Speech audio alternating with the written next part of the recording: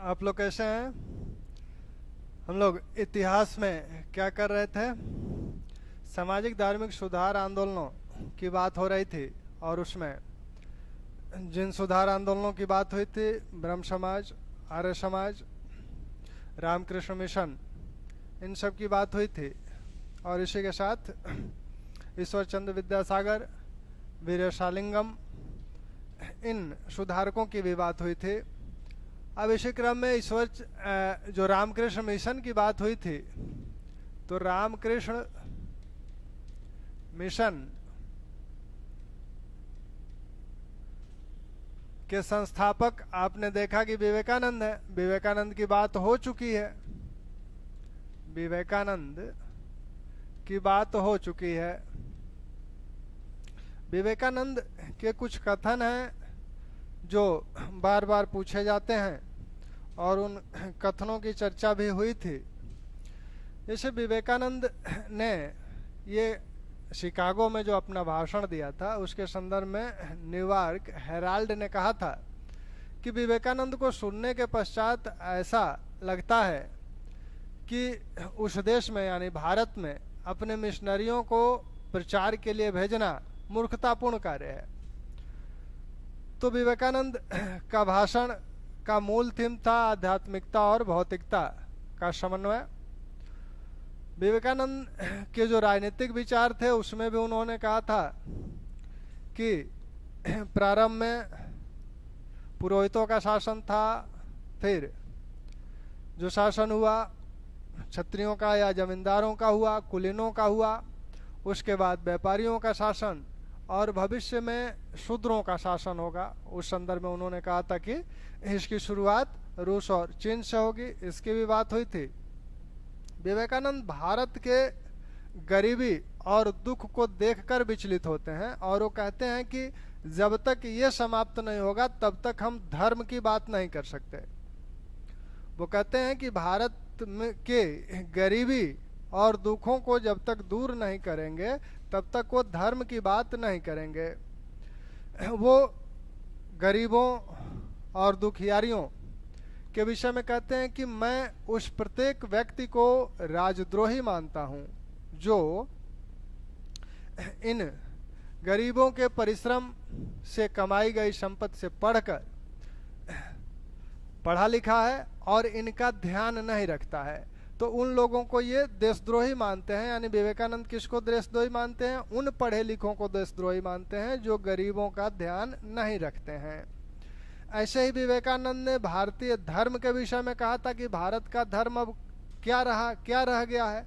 यह भारत का धर्म अब रसोई घर में देखने को मिलता है, बर्तनों में देखने को मिलता है, और ये कहा जाता है कि हमें मत छुओ, हम पवित्र हैं। विवेकानंद कह रहे हैं कि ऐसे अगर एक शताब्दी तक चलता रहा तो हम सब लोग पागल खाने में होंगे।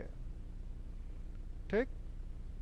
विवेकानंद स्त्रियों की माता पर भी प्रकाश डालते हैं। कहते हैं कि अगर 500 समर्पित पुरुष हमें मिले तो भारत की स्थिति को सुधारने में हमें 50 वर्ष लगेंगे, लेकिन अगर 50 स्त्रियां ही मिले जो पूर्णतया समर्पित हो तो हम कुछ ही वर्षों में इसे सुधार देंगे। विवेकानंद की ये कथन या ये बातें ध्यान रखिएगा। साथ में विवेकानंद ये भी कहते हैं कि यह जो धर्म है, धर्म सभी धर्म, विश्व के जितने भी धर्म हैं, उनका मूल थीम एक ही है। अब स्वरूप इनके भिन्न भिन्न है। तो इस धर्म का प्रत्येक धर्म का मूल थीम एक है।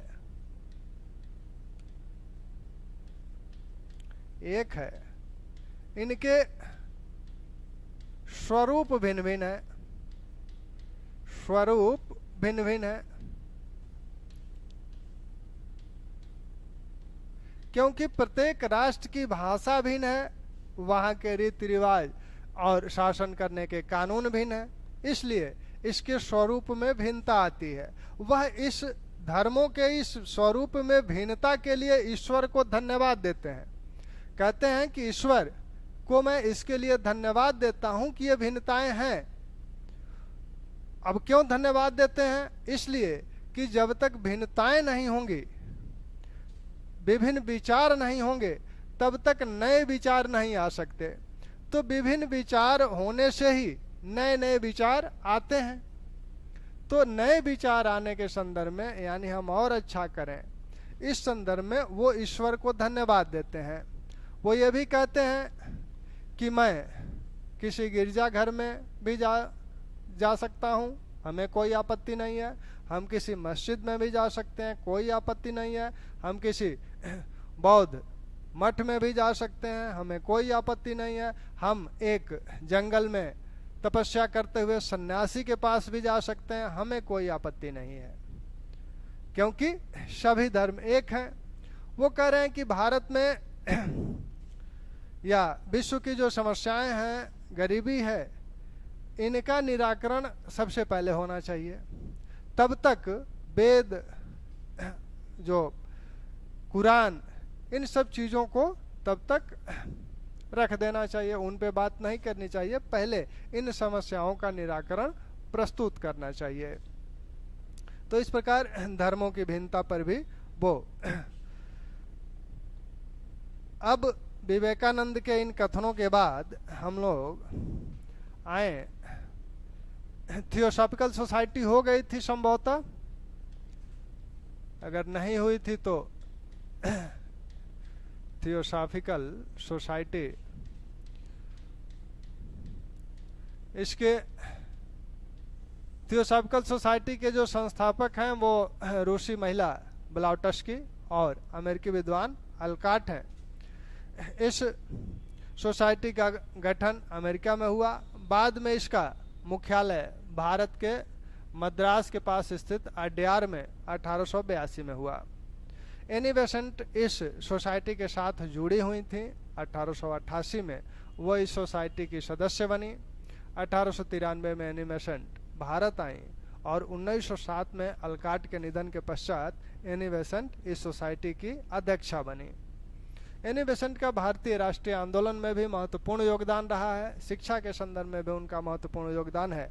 1898 में उन्होंने बनारस में हिंदू कॉलेज की स्थापना किया और मदन मोहन मालवीय के प्रयत्नों से वह हिंदू कॉलेज 1916 में विश्वविद्यालय बना, बनारस हिंदू विश्वविद्यालय बना। एनी बेसेंट स्त्रियों की शिक्षा के संदर्भ में और बॉयज स्काउट के संदर्भ में भी मद्रास में उन्होंने boys scout, Indian boys scout association society का भी गठन किया था। एनी बेसेंट ने कुछ ग्रंथों की भी रचना की, कुछ पुस्तकें भी लिखी, जिसमें religious problem in India, how India right from freedom जैसी पुस्तकें उन्होंने लिखी। और इसी में इन्होंने लिखा कि भारत हमारी जन्मभूमि है। How India right from freedom में उन्होंने लिखा भारत हमारी जन्मभूमि है।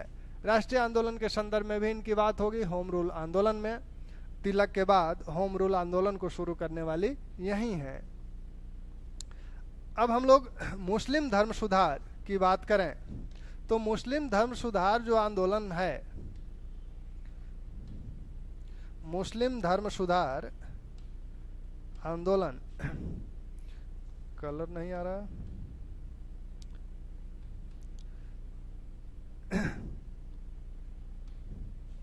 चलिए, मुस्लिम धर्म सुधार, मुस्लिम धर्म व सामाजिक सुधार, सामाजिक सुधार, तो इसमें कई संस्थाएं जुड़ी हुई हैं मुस्लिम धर्म और सामाजिक सुधार में। जैसे आपकी सबसे महत्वपूर्ण संस्था है अलीगढ़ आंदोलन,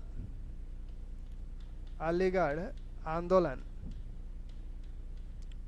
देवबंद, अहमदिया आंदोलन, नवादतुल उलेमा, नवादतुल उलेमा। तो ये मुस्लिम धर्म और सामाजिक सुधार संबंधी आंदोलन है। अलीगढ़ आंदोलन इन सब में सबसे महत्वपूर्ण अलीगढ़ आंदोलन है। ये इस अलीगढ़ आंदोलन की शुरुआत की थी सर सैयद अहमद खान ने।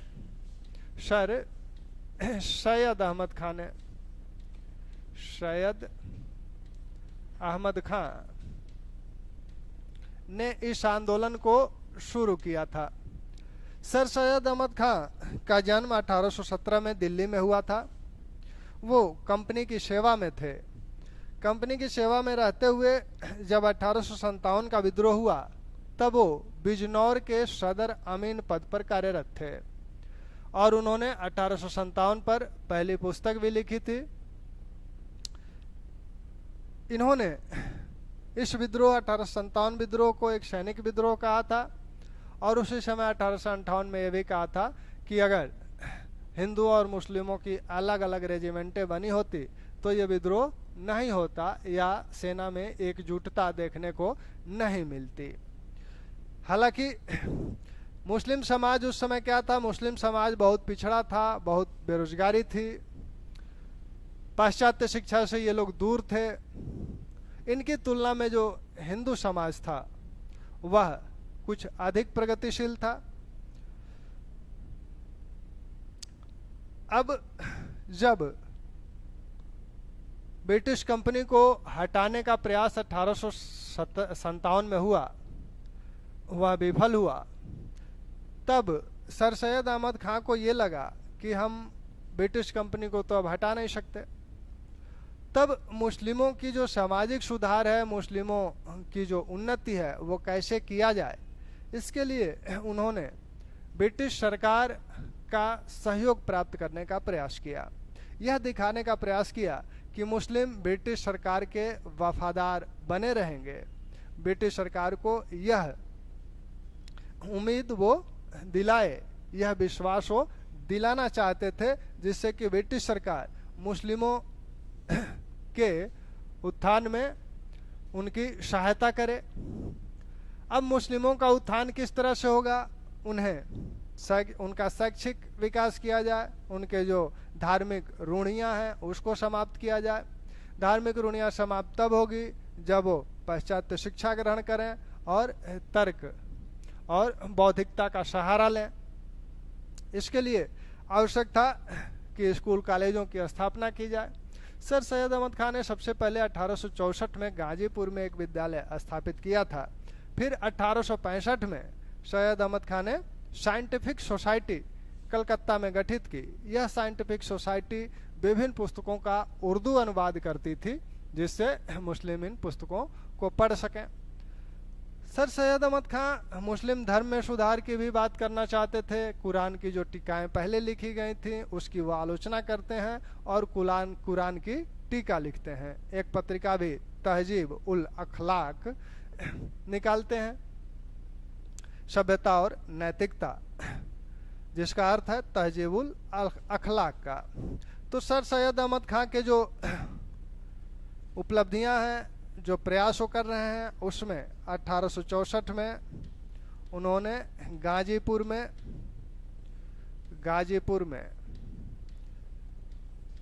एक विद्यालय की स्थापना की।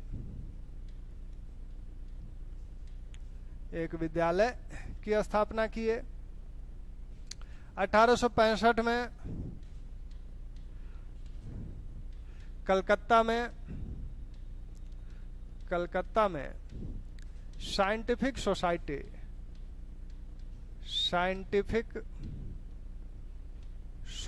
की स्थापना किए।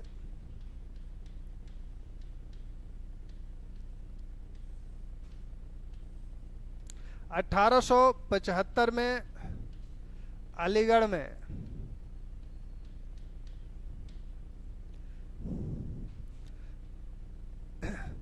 एंग्लो ओरिएंटल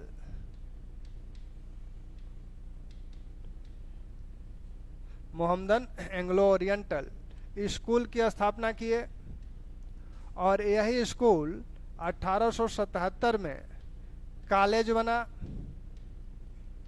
और फिर यही कॉलेज 1920 में विश्वविद्यालय बना। तो 1875 में जिस कॉलेज की स्थापना, जिस स्कूल की स्थापना हुई, मोहम्मदन ओरिएंटल स्कूल के, एंग्लो ओरिएंटल स्कूल की स्थापना हुई। और यही 1877 में मोहम्मदन एंग्लो ओरिएंटल कॉलेज बना। और 1920 में यही जो है वह अलीगढ़ मुस्लिम विश्वविद्यालय बन गया। यहाँ जब यह कार्य कर रहे थे सर सैयद अहमद खां, तो ब्रिटिश सरकार भी इनका सहयोग करने लगी है। अब ब्रिटिश सरकार कैसे सहयोग कर रही है? विलियम हंटर ने एक पुस्तक लिखी, इंडियन मुसलमान्स। तो इंडियन मुसलमान्स जो पुस्तक लिखी, उसमें ये बताया कि ब्रिटिश सरकार को मुस्लिमों को अपना वफादार बनाना चाहिए, क्योंकि हिंदू वर्ग अब पाश्चात्य शिक्षा को ग्रहण कर रहा है, यानी वह अब यूरोपियन या पाश्चात्य जो स्वतंत्रता है, समानता है, उन विचारों से अवगत हो चुका है। इसलिए अब उसे बहुत वफादार नहीं माना जा सकता, क्योंकि वो अपने अधिकारों की बात करने लगा है। मुस्लिम वर्ग में ऐसा बात नहीं है, तो मुस्लिमों को ब्रिटिश सरकार को वफादार बनाना चाहिए। जो ये आंदोलन शुरू हो रहा है, जो राष्ट्रीय आंदोलन की शुरुआत होती हुई दिख रही है, इसके लिए काउंटर में इन्हें खड़ा करना चाहिए, यानी फूट डालो और राज करो की नीति की सलाह हंटर ने दी थी। लॉर्ड नॉर्थ गवर्नर जनरल थे, उन्होंने व्यक्तिगत रूप से इस कॉलेज को 10,000 रुपया दान दिया था। 10,000 रुपया दान उन्होंने व्यक्तिगत रूप से दिया था, इसको प्रोत्साहित करने के लिए सर सैयद अहमद खां के इस कार्य को। दरअसल प्रारंभ में 1857 से पहले या 1857 के बाद भी कुछ दिनों तक मुस्लिम ब्रिटिश सरकार को अपना सबसे विरोधी मानते रहे। इसका एक कारण यह भी था क्योंकि मुगल बादशाह एक मुस्लिम था और ये मानते थे कि हमारे बादशाह को, एक मुस्लिम बादशाह को इस ब्रिटिश कंपनी ने हटाकर शासन किया है, तो स्वाभाविक रूप से ब्रिटिश कंपनी उनकी दुश्मन हो गई थी। सर सैयद अहमद खां इस चीज को समाप्त करना चाहते थे। ब्रिटिश सरकार के मन में यह जो भाव बना था उसे भी, और मुस्लिमों के मन में जो भाव था ब्रिटिश सरकार के विरोध का, उसे भी, दोनों तरफ के भावों को समाप्त करना चाहते थे। यह कॉलेज जब बना तो इस कॉलेज के पहले प्रिंसिपल हैं Theodore back.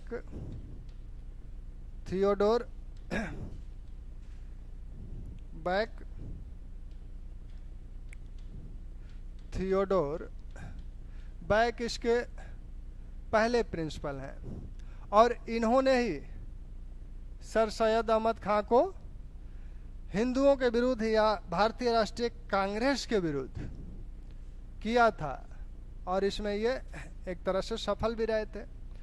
Sir Syed Ahmad खां प्रारंभ में हिंदू विरोधी नहीं हैं।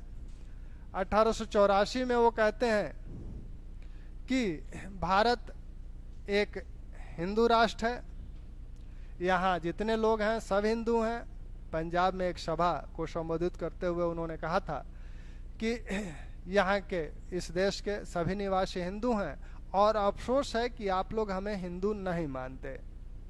ऐसे ही उन्होंने एक बार कहा था कि इस देश में निवास करने वाले सभी इस राष्ट्र के सदस्य हैं, वो हिंदू हों, मुसलमान हों, यहाँ तक कि ईसाई भी जो यहाँ रहते हैं इसी देश के, इसी राष्ट्र के हैं।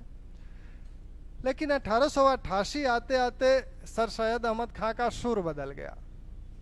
वो अब मेरठ की एक सभा में ये कहते हैं कि भारत में दो राष्ट्र है, एक हिंदू राष्ट्र, एक मुस्लिम राष्ट्र। अंग्रेजों के चले जाने के पश्चात ये दोनों एक साझा राजनीतिक जीवन नहीं व्यतीत कर सकते। इन दोनों का एक साझा राजनीतिक जीवन व्यतीत करना असंभव है।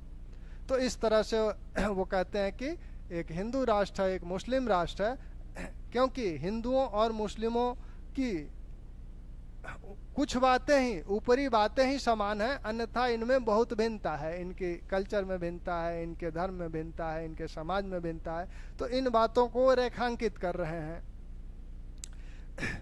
सर सैयद अहमद खां भारतीय राष्ट्रीय कांग्रेस का विरोध कर रहे हैं। भारतीय राष्ट्रीय कांग्रेस का या राष्ट्रीय आंदोलन का विरोध इसलिए कर रहे हैं क्योंकि उन्हें डर है कि अगर यहाँ कांग्रेस सत्ता में आती है, ब्रिटिश सत्ता चली जाती है, तो मुस्लिमों का हित सुरक्षित नहीं रहेगा। भारतीय राष्ट्रीय कांग्रेस जिन विधान परिषदों के विस्तार की बात कर रही है 1861 में, जैसा कि आप लोगों ने देखा कि 1861 जो अधिनियम आया था, 1861 भारतीय परिषद अधिनियम बोला गया क्योंकि वहां से विधान परिषदें शुरू होती हैं। तो विधान परिषदों का आप धीरे धीरे विस्तार करने की मांग की जा रही है कि इनका विस्तार किया जाए, इनमें अधिक से अधिक भारतीय शामिल हों, वोटिंग का अधिकार बढ़ाया जाए। तो इस तरह की जब बातें हो रही हैं तो सर सैयद अहमद खां को डर है कि मुस्लिम अल्पमत में है और ये वोटिंग प्रणाली जब शुरू होगी तो अल्पमत में मुस्लिम है तो कभी सत्ता में आएगा नहीं। तो इस बात से वो सशंकित है। तो इसलिए वो चाहते हैं कि मुस्लिम राजनीति में ना आए और कांग्रेस का विरोध कर रहे हैं और ये भी प्रयास कर रहे हैं कि मुस्लिम राजनीति में ना जाए, कांग्रेस की तरफ ना जाए। इसके लिए कुछ संगठन गठित किए जाते हैं, United patriotic association, United patriotic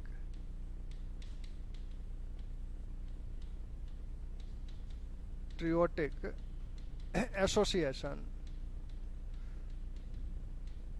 United patriotic association का गठन 1889 में हुआ।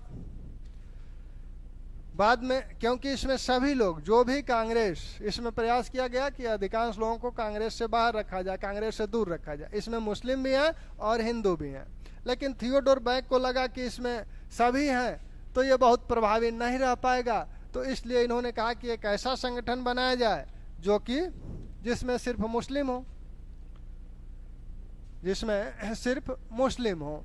तो उन्होंने Mohammedan oriental defence association of upper India, Mohammedan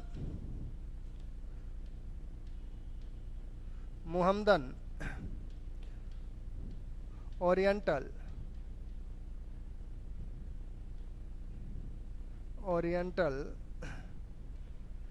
defence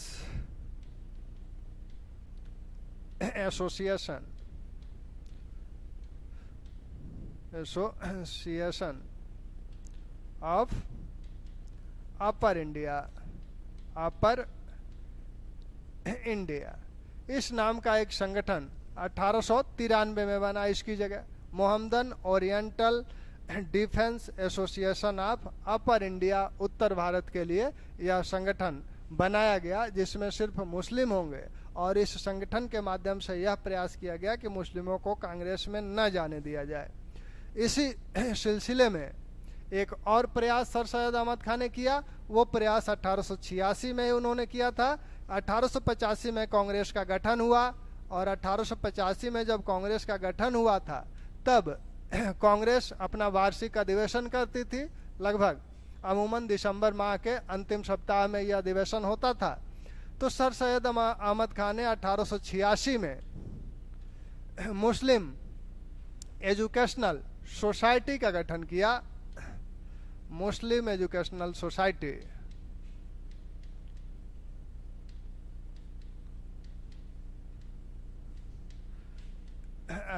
society नहीं, कॉन्फ्रेंस, मुस्लिम एजुकेशनल कॉन्फ्रेंस का गठन किया। यह भी उसी समय आयोजित होता था जब भारतीय राष्ट्रीय कांग्रेस का अधिवेशन होता था, जिससे कि मुस्लिम इस अधिवेशन में भाग न ले सके। मद्रास अधिवेशन के समय सर सैयद अहमद खान ने अपने भाषण में कहा था कि क्या तुम बंगालियों की शासन सत्ता चाहते हो, क्योंकि उस समय बंगाल राष्ट्रीय आंदोलन में बढ़ चढ़ के हिस्सा ले रहा था।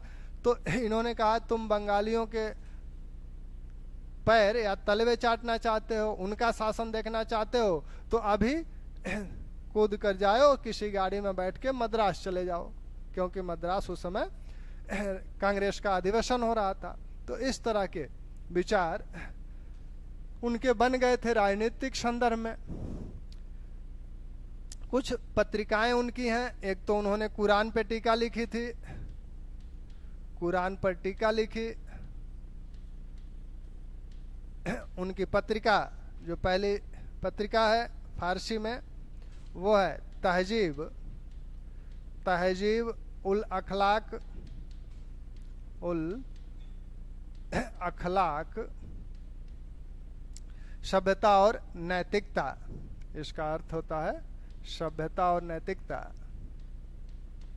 सभ्यता और नैतिकता। तो एक पत्रिका जो कॉलेज की थी, अलीगढ़ कॉलेज की, वह पत्रिका थी इंस्टीट्यूट गजट,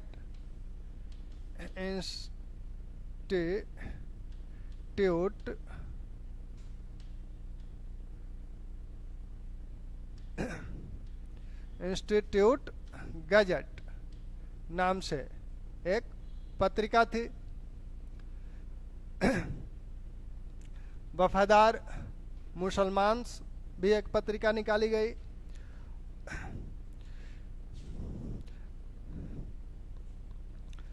तो ये अहमद साहब के कुछ विचार हैं। इनके राजनीतिक विचारों को अगर छोड़ दिया जाए तो मुस्लिम समाज के सामाजिक और शैक्षिक उत्थान के लिए सर सैयद अहमद खान ने बहुत महत्वपूर्ण कार्य किया था। अब इस आंदोलन के बाद जो दूसरा आंदोलन आपको दिख रहा है, देवबंद आंदोलन, तो देवबंद आंदोलन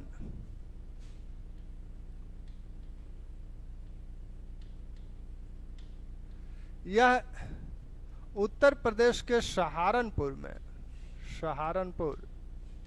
में एक मदरसा स्थापित हुआ। इसका प्रमुख उद्देश्य था इस्लाम धर्म का अध्ययन करना और यहाँ से इस्लाम धर्म गुरुओं को तैयार करना।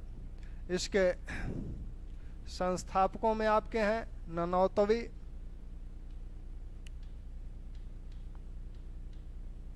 और गंगोही।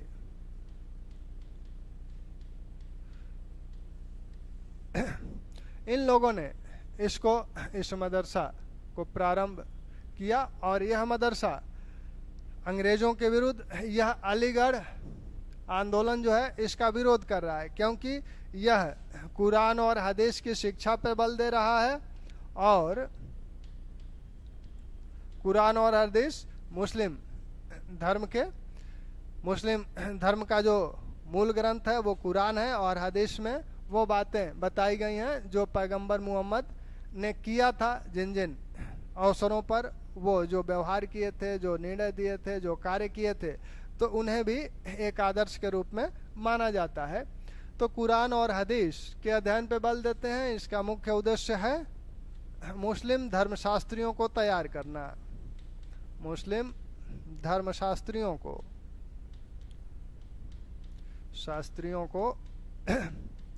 तैयार करना। अलीगढ़ मुस्लिम विश्वविद्यालय में और अलीगढ़ जो कॉलेज है उसमें पाश्चात्य शिक्षा दी जाती थी। ये पाश्चात्य शिक्षा का विरोध कर रहे हैं। 1866 में यह मदरसा पहली बार 66-67 में खुला था। तो अलीगढ़ जो कॉलेज है वो पाश्चात्य शिक्षा पे बल दे रहा है और स्वयं सर सैयद अहमद खान पाश्चात्य संस्कृति से बहुत प्रभावित हैं। वो ब्रिटेन भी गए थे और ब्रिटेन से जब 1869 में ब्रिटेन से जब आए तो वहाँ उन्हें पाश्चात्य संस्कृति को देखने समझने का बहुत मौका मिला, तब वो और उससे प्रभावित हो गए।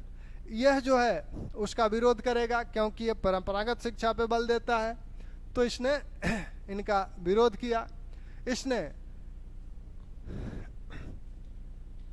भारतीय राष्ट्रीय कांग्रेस के गठन का स्वागत किया। देवबंद आंदोलन कांग्रेस के गठन का स्वागत करता है। यह मुस्लिम ब्रिटिश सरकार के विरुद्ध जिहाद छेड़ता है। जिहाद का अर्थ जो है सामान्य रूप से, व्यवहारिक रूप से ये माना जाता है किसी के विरुद्ध युद्ध छेड़ना, लेकिन इसका उल्लेख कुरान और हदीस में भी हुआ है, और वहाँ इसका अर्थ जो है वो संघर्ष है। जिहाद का जो मौलिक अर्थ है यह संघर्ष है। बाद में उलेमाओं ने इसकी व्याख्या युद्ध के संदर्भ में की। संघर्ष किस चीज का? जैसे मान लीजिए आप के दिमाग में ये विचार आता है कि हमें वो चीज अच्छी है, उसकी चोरी कर लेना चाहिए, लेकिन मन में उसके विरोध में एक भाव उत्पन्न होता है, मन उसे नहीं इजाजत देता है, तो दिमाग और मन के बीच एक संघर्ष चलता है। अगर आप जो आप भाव आ रहा है चोरी करने का, उस पर नियंत्रण स्थापित कर लेते हैं इस संघर्ष के दौरान, तो वही जिहाद है।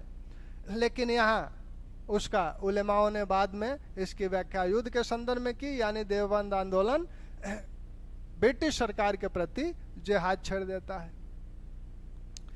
दूसरा आंदोलन जो महत्वपूर्ण है वो है अहमदिया आंदोलन। यह पंजाब के गुरदासपुर में शुरू हुआ था। अहमदिया आंदोलन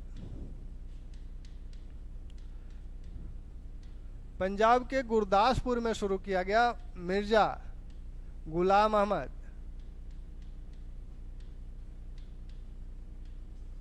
अहमद द्वारा इसे शुरू किया गया था।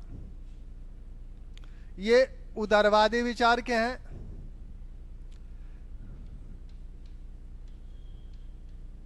ये चाहते हैं कि मुस्लिम जो समाज है, मुस्लिम जो नौजुवक हैं, उन्हें वर्तमान पैटर्न के अनुसार शिक्षा दी जाए, तो इसलिए ये शैक्षिक सुधार भी चाहते हैं।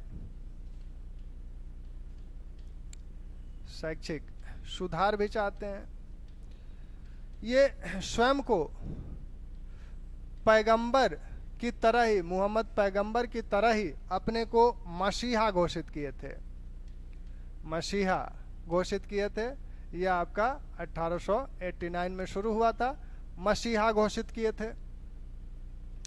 बाद में इन्होंने, अब उदारवादी हैं तो इन्होंने अपने आप को कृष्ण का अवतार भी 1904 में आकर घोषित कर दिया कि हम कृष्ण के अवतार हैं। तो यह प्रश्न पूछा जाता है कि कृष्ण का अवतार निम्न में से किसने अपने को माना था? तो वो मिर्जा गुलाम अहमद साहब हैं। एक आंदोलन नवादतुल उलेमा शिबली नुमानी द्वारा शुरू किया गया लखनऊ में 84-85 के आसपास यह आंदोलन शुरू हुआ। यह पहले सर सैयद अहमद खान से जुड़े हुए थे, कॉलेज से जुड़े हुए थे, लेकिन सैयद अहमद खान से इनका जो उनके राजनीतिक विचार थे उससे मतभेद था। ये सैयद अहमद खान के राजनीतिक विचारों को पसंद नहीं करते थे, इसलिए इन्होंने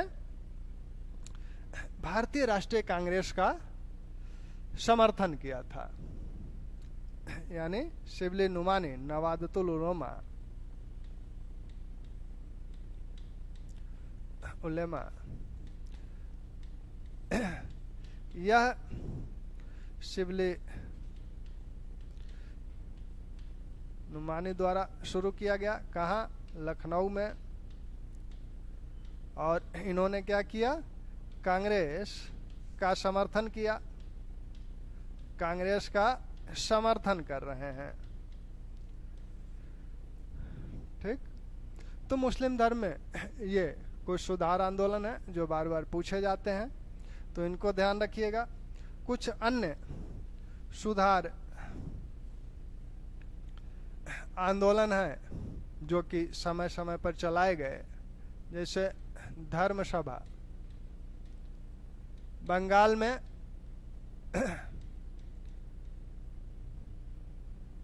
शुरू किया गया 1830 में राधाकांत देव द्वारा।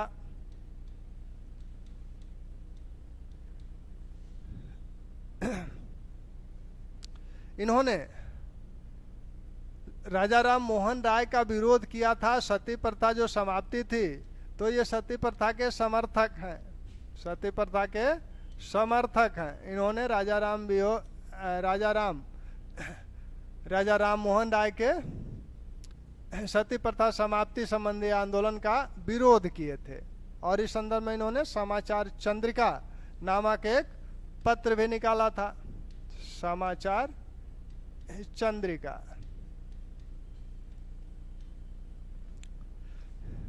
राधा स्वामी आंदोलन।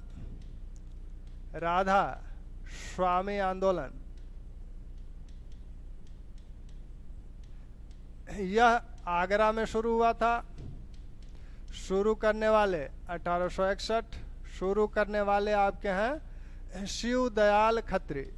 शिव दयाल खत्री ये आगरा के साहूकार हैं। आगरा के एक साहूकार तुलसीराम है। इन्हें ही शिवदयाल खत्री के रूप में जाना गया। ऐसे ही सेवा सदन शुरू हुआ था 1885 में। यह बंबई में शुरू हुआ। बंबई में 1885 में VM मालवारी द्वारा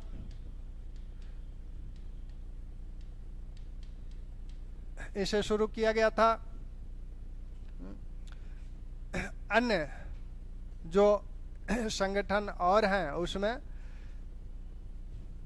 सिविल सर्वेंट सोसाइटी जो है वो आपकी शुरू की गई थी गोखले द्वारा 1905 में।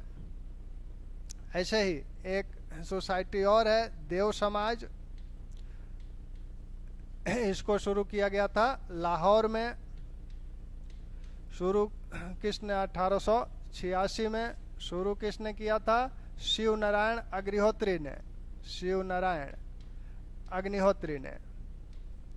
अग्निहोत्री ये देव समाज है। इसके पहले आप वेद समाज देख चुके हैं। वेद समाज कहाँ था? यह वेद समाज मद्रास में था। 1864 में श्रीधरलू नायडू द्वारा शुरू किया गया था ब्रह्म समाज की प्रेरणा से, केशव चंद्र सेन की प्रेरणा से। तो ध्यान रखिएगा ये देव समाज है वो वेद समाज था। लाहौर में 1886 शिव नारायण अग्निहोत्री द्वारा शुरू किया गया था। वैसे ही सर्वेंट सोसाइटी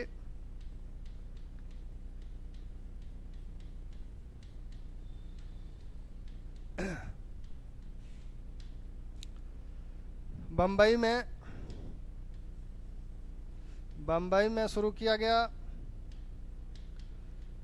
गोखले द्वारा।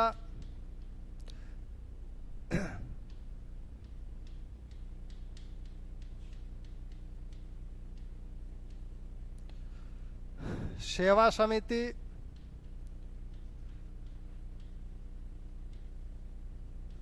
इलाहाबाद में शुरू की गई 1914 में हृदयनाथ कुंजरू द्वारा। हृदयनाथ कुंजरू द्वारा।